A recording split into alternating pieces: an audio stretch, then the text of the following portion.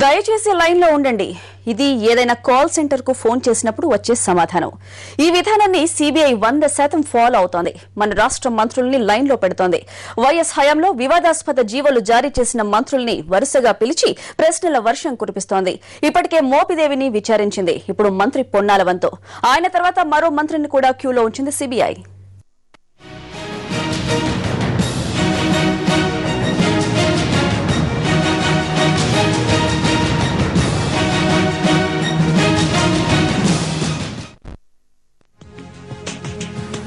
జగన్ ఆస్తుల కేసులో సిబిఐ విచారణ కొత్త పంథాలో సాగుతోంది. ఆరోపణలు ఎదుర్కొంటున్న వారిని వరుసగా పిలుస్తోంది. విచారణ తర్వాత అటు నుంచి అటే మూసేస్తోంది. మాజీ మంత్రి మోపిదేవి వెంకటరమణను విచారణకు పిలిచింది. వాన్పిక్ సంస్థకు నిబంధనలకు విరుద్ధంగా భూములు కేటాయించారంటూ ఆయన్ను కటకటాల వెనక్కు నెట్టింది. ఆ తర్వాత జగన్ను 3 రోజులు విచారించి అరెస్ట్ చేసింది. గతంలో జగతి పబ్లికేషన్స్ వైస్ చైర్మన్ విజయసాయిరెడ్డి, పారిశ్రామికవేత్త నిమ్మగడ్డ ప్రసాద్, ఐఆర్ఏఎస్ అధికారి బ్రహ్మానందరెడ్డిని ఇలాగే ప్రశ్నిస్తామంటూ పిలిచి అరెస్టు చేసి కుటుంబ సభ్యులకు సమాచారం అందించింది. ఇప్పుడు ఈ జాబితాలో పొన్నాల లక్ష్మయ్య చేరుతున్నారా? వైఎస్ హయాంలో పొన్నాల భారీ నీటిపారుదల శాఖ మంత్రిగా పనిచేశారు. ఆ టైంలో ఇండియా సిమెంట్ సహా చాలా సిమెంట్ కంపెనీలకు నిబంధనలకు విరుద్ధంగా నీటి సరఫరా జరిపారన్న అభియోగం ఎదుర్కొంటున్నారు ఆయన. ఇందుకు సంబంధించి పొన్నాల జారీ చేసిన జీవోలు వివాదాస్పదమయ్యాయి. ముఖ్యంగా నల్గొండ జిల్లాలోని ఇండియా సిమెంట్ కు 2 నదుల జలాలు వాడుకునే వీలు కల్పించారు. ఓ జీవో ద్వారా 3 టీఎంసీలు, మరో జీవో ద్వారా 10 లక్షల గ్యాలన్ల కృష్ణా జలాలను వాడుకునేందుకు అనుమతించారు. దీనికి సంబంధించి జీవో నెంబర్ 146ను జారీ చేస్తూ అప్పటి ఇరిగేషన్ సెక్రటరీ ఆదిత్యనాథ్ సంతకం చేశారు. అలాగే రంగారెడ్డి జిల్లా తాండూరు దగ్గర గంగానది నుంచి నీళ్లు వాడుకునేందుకు కూడా కొన్ని కంపెనీలకు అవకాశం ఇస్తూ జీవో జారీ చేశారు.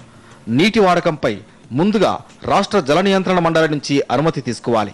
అలాంటిదేమీ జరగకుండానే అనుమతులు ఇచ్చేస్తూ పొన్నాల జీవోలు జారీ చేశారన్న వాదన వినిపిస్తోంది. పొన్నాల చర్యతో సిమెంట్ కంపెనీలు ఇష్టారాజ్యంగా నీటిని వినియోగించుకున్నాయన్న విమర్శలు వెల్లువెత్తుతున్నాయి.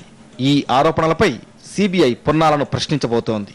పొన్నాల తర్వాత మంత్రి ధర్మాన ప్రసాదరావుకు 2 రోజుల్లో తాకీదులు పంపేందుకు సిబిఐ రెడీ అవుతోంది. వైఎస్ మంత్రివర్గంలో రెవెన్యూ శాఖ మంత్రిగా ఉన్న ధర్మాన చాలా కంపెనీలకు భూ కేటాయింపులు జరుపుతూ జీవోలు జారీ చేశారు. 104 జీవో ద్వారా రఘురామ్ సిమెంట్ కు కడప జిల్లాలోని జమ్మలమడుగులో 39 ఎకరాల వ్యవసాయ భూమిని కేటాయించారు. మరో జీవో 293తో అదే కంపెనీకి 79 ఎకరాల వ్యవసాయ భూమిని కేటాయించారు. అలాగే రంగారెడ్డి జిల్లా మహేశ్వరంలో రామ్కీ సంస్థ 374 ఎకరాల్లో నిర్మిస్తున్న టౌన్షిప్ కోసం జీవో 1435 విడుదలైంది. ఈ జీవో అప్పటి రెవెన్యూ ప్రిన్సిపల్ సెక్రటరీ రత్నప్రభ సంతకంతో బయటకొచ్చింది. ఇందులో కోట్ల రూపాయల స్టాంప్ డ్యూటీ మినహాయించడం వివాదాస్పదమైంది. దీనికి మంత్రి ధర్మాన ఆమోదం తెలిపారు. అదేవిధంగా రంగారెడ్డి జిల్లా సరూర్ నగర్ మండలంలోని మామిడాల గ్రామంలో బ్రాహ్మణి ఇన్ఫోటెక్ నిర్మిస్తున్న ఐటీ సెజ్ కు అనుమతులిస్తూ జీవో నెంబర్ 382 విడుదలైంది. దీనిపై మంత్రి ధర్మానతో పాటుగా అప్పటి revenue principal secretary S V Prasad సంతకాలు పెట్టారు. ఇక పెన్నా సిమెంట్ కు 231 ఎకరాల ల్యాండ్ ను కేటాయిస్తూ 1490 జీవో జారీ అయింది.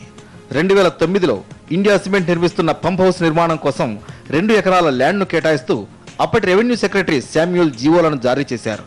వాడరేవుల అభివృద్ధి, సెజ్ల నిర్మాణం కోసం వాన్పిక్ సంస్థకు గుంటూరు జిల్లాలో 5416 ఎకరాలు, ప్రకాశం జిల్లాలో 6493 ఎకరాల స్థలాలను కేటాయించారు. ఇందుకోసం జీవో నెంబర్ 1110, 1115లను జారీ చేశారు. ఇప్పుడు ఈ జీవోలపై పూర్తి విచారణ జరిపేందుకు ధర్మాలను ప్రశ్నించేందుకు సిబిఐ రెడీ అవుతోంది. పొన్నాలను విచారించిన తర్వాత ధర్మానకు సిబిఐ నోటీసులు పంపే అవకాశం ఉంది. అయితే జగన్ అరెస్టుకు ముందే ధర్మాలను ఓసారి విచారించిన సిబిఐ అరెస్టు తర్వాత పరిణామాలు, దర్యాప్తు ఆధారంగా ప్రశ్నించేందుకు సిద్ధమవుతోంది. వివాదాస్పద జీవోలు జారీ చేసిన మరో 4 మంత్రుల్ని కూడా ధర్మాన తర్వాత విచారించేందుకు ప్లాన్ రెడీ చేస్తోంది సిబిఐ.